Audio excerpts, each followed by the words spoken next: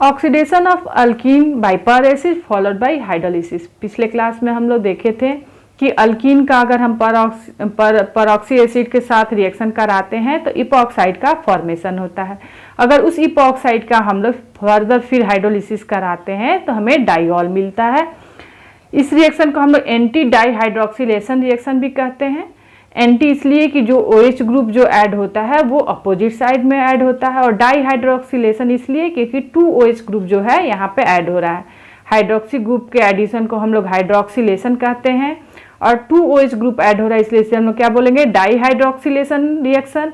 और ये दोनों OH ग्रुप जो हैं अपोजिट साइड में ऐड हो रहे हैं, इसलिए इस रिएक्शन को हम लोग कंप्लीटली अगर कहें तो क्या कहेंगे, एंटी डाइहाइड्रोक्सिलेशन रिएक्शन, और हमें डाइऑल मिल रहा है।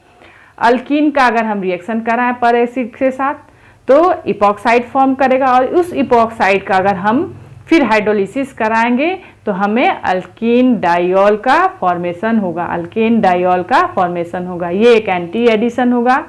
ये भी एक तरह का इलेक्ट्रोफिलिक एडिशन रिएक्शन है, चूंकि इपॉक्साइड का फर्स्ट फॉर्मेशन होगा और 2OH ग्रुप ऐड होंगे।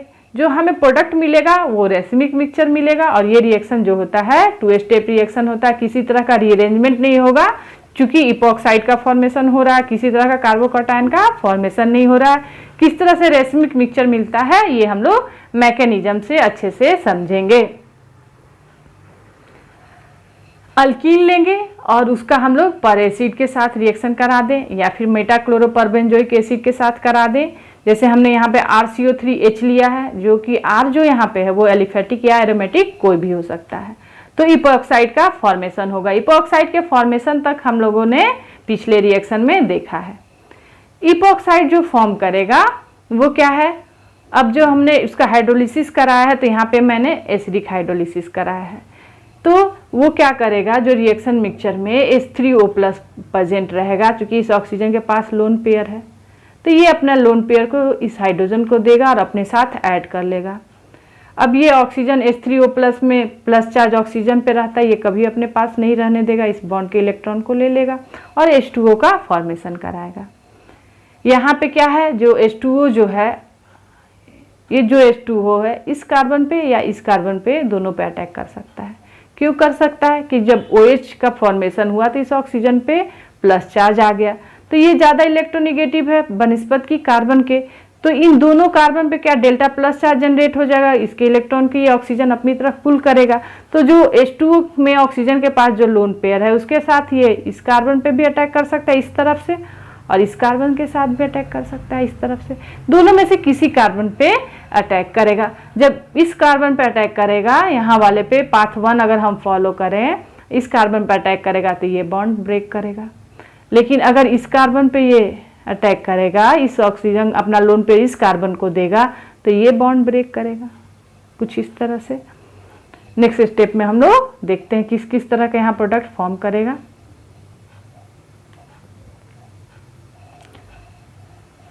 अब यहाँ क्या हुआ, फर्स्ट जो पाथ अगर ये फॉलो करे, फर्स्ट अगर पाथ ये फॉलो करे तो उस केस में क्या होगा कि इस तरह का प्रोडक्ट बनेगा।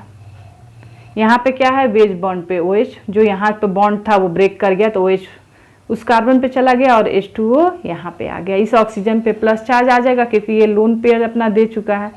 उसी तरह से अगर सामने वाले से हम लोगों ने देखा था सेकेंड पाथ को फॉलो करे तो ये सेकेंड वाला प्रोडक्ट बनेगा। OH जो है इस साइड आ जाएगा और H2O+ जो है यहाँ पे ऐड हो जाएगा वेज बॉन्ड डैश बॉन्ड पे। क्योंकि वेज बॉन्ड पे OH है तो हमेशा क्या होगा, नेक्स्ट वाला जो ऐड होगा वो होगा डैश पे, अपोजिट साइड से होगा हमेशा। तो अगर वेज पे OH है पहला वाला तो दूसरा वाला क्या होगा, डैश पे होगा। H2O जो ऐड होगा वो डैश पे होगा।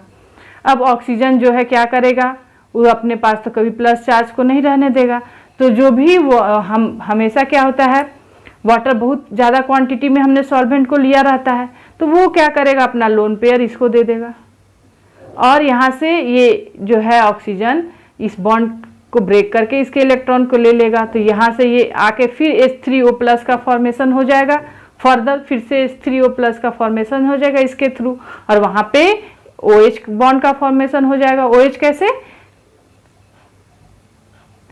यहाँ पे क्या हुआ, इसने अपने इलेक्ट्रॉन को लोन पेयर वाले इलेक्ट्रॉन के साथ इस हाइड्रोजन को एब्स्ट्रैक्ट कर लिया, तो ये बॉन्ड का इलेक्ट्रॉन ये ऑक्सीजन ले लिया, तो यहाँ से प्लस चार्ज चला जाएगा। अब ये OH रह गया और ये क्या बन गया, इस साइड पूरा H3O प्लस फॉर्म कर जाएगा। तो यहाँ पर भी सेम उसी तरह से होगा, सेम उसी तरह से इस साइड भी होगा। और हमें दो तरह का प्रोडक्ट मिल गया। एक में क्या है कि वेज बॉन्ड पे इस साइड में OH प्रेजेंट है और जस्ट उसी दूसरे वाले में क्या है, यहाँ पे डैश साइड में प्रेजेंट है। यहाँ पे OH वेज में प्रेजेंट है तो दूसरे में क्या है, डैश पे प्रेजेंट है। जस्ट अपोजिट है, दोनों 50-50 फॉर्म करेंगे, दोनों 50-50 फॉर्म करेंगे, दोनों एक दूसरे के मिरर इमेज हैं, दोनों एक दूसरे के मिरर इमेज है। तो यानी कि ये क्या है, इनएंटियोमर्स है, एक से ज़्यादा यहाँ पे असिमेट्रिकल कार्बन प्रेजेंट है। दोनों क्या है, इनएंटियोमर्स है और दोनों क्या है, एक दूसरे के मिरर इमेज भी हैं और दोनों 50-50 फॉर्म करेंगे। यानी कि जो हमको जो प्रोडक्ट मिलेगा वो किस तरह का मिलेगा, रेसिमिक मिक्सचर मिलेगा। तो इसमें हमें हमेशा ध्यान देना है कि यहाँ पे क्या होता है, एंटी डाई हाइड्रोक्सिलेशन में हमें रेसिमिक मिक्सचर मिलता है। 50% प्लस और 50% माइनस वाला जो रहेगा वो दोनों तरह का इनएंटियोमर्स यहाँ फॉर्म करेगा। कुछ एग्जाम्पल्स हम लोग देखते हैं ताकि काफ़ी क्लियर हो, एग्जाम में किसी तरह का भी क्वेश्चन आए तो हम बना सकें।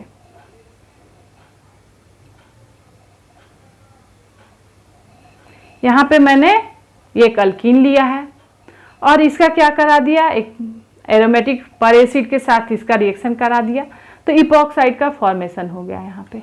अब इसका क्या करा दिया, इसके बाद हाइड्रोलिसिस कराएंगे तो क्या होगा, यहाँ पे एक OH बॉन्ड आके फॉर्म होगा इस H3O प्लस के साथ। यहाँ पे ऐड के H को ये क्या कर लेगा, ले लेगा ये ऑक्सीजन, इसके H को ये ऑक्सीजन ले लेगा और क्या हो जाएगा, यहाँ पे OH बॉन्ड का फॉर्मेशन होगा। अब ये बॉन्ड ब्रेक करेगा H2O के वजह से, ये H2O यहाँ पर भी ऐड हो सकता है और ये H2O यहाँ पर भी ऐड हो सकता है, दोनों जगह पे ऐड हो सकता है और दोनों के कारण प्रोडक्ट फॉर्म करेगा 50-50%। जिस साइड में यहाँ पे क्या है, अगर ये बॉन्ड ब्रेक करे, अगर ये वेज पे है तो ये क्या हो जाएगा, डैश पे हो जाएगा। एक चीज और याद रखने की इसमें जरूरत है,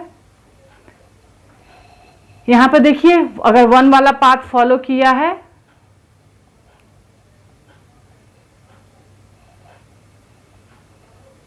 अगर 1 वाला पाथ फॉलो किया है तो ये वाला प्रोडक्ट बनेगा और 2 वाला पाथ फॉलो किया है तो ये प्रोडक्ट बनेगा। लेकिन हर केस में क्या है, हर केस में ये होगा कि जो मिथाइल ग्रुप यहाँ पे जो भी जिस तरह का भी यहाँ पे ग्रुप लगा हुआ हो वो OH के हमेशा क्या होगा, अपोजिट साइड में रहेगा। जब भी OH अगर डैश पे हो तो वो वेज पे होगा, अगर OH वेज पे हो तो वो डैश पे होगा। इसका वजह ये है कि यहाँ पे किसी तरह का स्टेरिक हिंड्रेंस नहीं चाहिए। तो हमें क्या करना है, प्रोडक्ट में हमको देखना है कि जो भी प्रोडक्ट बना है उसमें हमको ध्यान देना है कि वही प्रोडक्ट फॉर्म कर सकता है जहाँ पे मिथाइल ग्रुप जो हो OH से अपोजिट में हो। और आपको अगर प्रोडक्ट एग्जाम में दिया जाएगा 4 ऑप्शन के साथ तो आपको ये ध्यान देना है कि वो वाला प्रोडक्ट चूज करना है जहाँ पे मिथाइल ग्रुप जो है OH के जस्ट अपोजिट में है। जैसे इस केस में जो है ये बॉन्ड ब्रेक किया है तो OH ग्रुप जो यहाँ पे है डैश पे, तो मिथाइल ग्रुप क्या है, पहले वाले ये में पहला जो प्रोडक्ट बना है उसमें देखिए क्या है, अगर वेज पे है OH तो ये मिथाइल क्या है, सॉरी OH जो है अगर डैश पे है तो मिथाइल जो है वेज पे है। वैसे ही अगर दूसरे केस में OH जो है वो वेज पे है तो मिथाइल ग्रुप जो है वो डैश पे है। ये स्टेरिक हिंड्रेंस को रोकने के लिए होगा, दोनों जगह ऐसा ही है, यहाँ पर भी ऐसा ही है और यहाँ पर भी ऐसा ही है। स्टेरिक हिंड्रेंस को कम करने के लिए ऐसा होता है। तो वो क्या होगा, मिथाइल ग्रुप को आपको हमेशा मूव करना होगा, जो भी ग्रुप लगा हुआ हो। यहाँ पे मिथाइल लगा हुआ है तो हम मिथाइल की बात कर रहे हैं। अब इस केस में देखिए सेम उसी तरह से क्या होगा, यहाँ पे इपॉक्साइड का फॉर्मेशन होगा पर एसिड की वजह से। फिर अगर हम इसका हाइड्रोलिसिस कराएंगे तो हमें 2 तरह का प्रोडक्ट मिलेगा, एक हमें क्या कर देना है, वेज पे कर देना है और एक डैश पे कर देना है। दोनों 50-50% मिलेंगे, कोई ज़्यादा या कोई कम नहीं। तो जो डायोल फॉर्म होगा वो एक रेसिमिक मिक्सचर होगा। नेक्स्ट एग्जांपल देखते हैं हम लोग। अगर हमने ब्यूट-2-इन लिया है और उसका इपॉक्सीडेशन करा दिया पर एसिड के साथ तो क्या होगा, इपॉक्साइड का फॉर्मेशन होगा। ये ट्रांस ब्यूटीन है तो इपॉक्साइड का फॉर्मेशन हुआ तो मिथाइल ग्रुप एक जगह डैश पे है, एक जगह वेज पे है, ये चीज़ ध्यान देना है। अब डायोल का फॉर्मेशन होगा अगर हम उसका हाइड्रोलिसिस करा दे तो जहाँ पर भी हमको क्या करना है कि जहाँ पर भी OH को ऐड करना है वो ध्यान दे के करना है। हम अपोजिट साइड में तो कर देंगे, लेकिन क्या करना है, ध्यान देना है कि अगर जहाँ भी डैश पे मिथाइल ग्रुप है तो वेज पे OH ग्रुप होना चाहिए। जैसे यहाँ पे डैश वेज पे मिथाइल ग्रुप है तो डैश पे OH ग्रुप होगा। नेक्स्ट में जस्ट अपोजिट हो जाएगा इसके, जो हम नेक्स्ट इसका अगर रिएक्ट प्रोडक्ट बनाएंगे तो वहाँ पे क्या होगा, मिथाइल ग्रुप जो होगा वो वेज पे होगा और डैश पे है तो वेज पे है यहाँ पे, और यहाँ पे क्या है, अगर मिथाइल ग्रुप वेज पे है तो ये वेज पे है OH ग्रुप। हमेशा क्या होगा, रेसिमिक मिक्सचर का फॉर्मेशन होगा। दोनों तरह के प्रोडक्ट हम बनाएंगे, बराबर मात्रा में होगा, 50% 50%, कोई कम या माइनर और मेजर यहाँ पे नहीं होगा।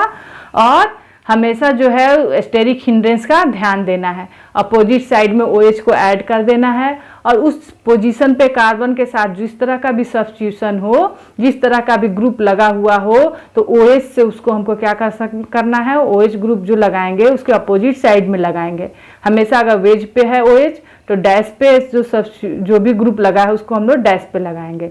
इसको हमेशा ध्यान देना है, हर जगह प्रोडक्ट बनाने में इस चीज़ को आप ध्यान दीजिएगा। नेक्स्ट जो है, हमने एक साइक्लोहेक्सिन लिया है और इसका मेटाक्लोरोपरबेंजोइक एसिड के साथ इपॉक्सीडेशन करा दिया। ऑक्सीडेशन कराएंगे तो इपॉक्साइड का फॉर्मेशन होगा। जब इपॉक्साइड फॉर्म करेगा तो यहाँ पे सबसे पहले क्या होगा, अगर हम उसका एसिडिक हाइड्रोलिसिस कराएंगे तो OH बॉन्ड यहाँ फॉर्म करेगा और OH बॉन्ड के साथ ये जो H2O वो है वो इस कार्बन पे भी और ये इस कार्बन पे भी दोनों पे अटैक कर सकता है। अगर इस पे किया तो ये बॉन्ड फॉर्म इस तरह का प्रोडक्ट मिलेगा और इस पे फॉर्म किया तो इस तरह का प्रोडक्ट मिलेगा। यहाँ पर भी चूंकि डेल्टा प्लस चार्ज आ जाएगा, यहाँ पर भी डेल्टा प्लस चार्ज आ जाएगा OH के फॉर्म होने के बाद, क्योंकि O पे प्लस चार्ज है। तो इन एंटियोमर्स का फॉर्मेशन होगा और हमें क्या मिलेगा, रेसिमिक मिक्सचर मिलेगा। यहाँ पर देखिए ऐसे ही अगर इस सेम साइक्लोहेक्सिन लिया है और वहाँ पे सिर्फ एक क्या किया है, एक मिथाइल ग्रुप को ऐड कर दिया है और फिर उसका इपॉक्सीडेशन कराया है मेटाक्लोरोपरबेंजोइक एसिड के साथ, तो क्या हुआ, इपॉक्साइड का फॉर्मेशन हो गया। अब जब उस इपॉक्साइड से हमें क्या फॉर्म हुआ, यहाँ पे OH फॉर्म हो जाएगा, इस पे प्लस चार्ज आ जाएगा। अब इसका जब हम और H2O जब इस पे अटैक करेगा तो यहाँ से भी कर सकता है और यहाँ से भी कर सकता है, दोनों तरफ से कर सकता है। लेकिन हमें क्या ध्यान देना है कि OH जिस साइड बनाएंगे मिथाइल को हमें उसके अपोजिट साइड बनाना है प्रोडक्ट में, ये चीज़ ध्यान दीजिए। अगर OH यहाँ डैश पे है तो मिथाइल वेज पे है, वैसे ही अगर यहाँ OH वेज पे है तो मिथाइल जो है डैश पे है। इस चीज़ को प्रोडक्ट में हम ध्यान देंगे और रेसिमिक मिक्सचर बनेगा। तो काफ़ी इजी है ये रिएक्शन, डाइऑल का फॉर्मेशन कराना है अपोजिट साइड में, और अगर उस कार्बन पे किसी तरह का अल्काइलेशन है तो हम OH से उसको हमेशा अपोजिट साइड में बनाएंगे। अगर OH डैश पे है तो जो अल्काइलेटेड ग्रुप रहेगा वो क्या रहेगा, वो वेज पे रहेगा, और वेज पे अगर OH ग्रुप है तो डैश पे हम वहाँ पे के सब्स्टिट्यूशन को लगाएंगे। इस चीज़ को हमें ध्यान देना है अपने प्रोडक्ट में। काफ़ी इजी ये रिएक्शन है।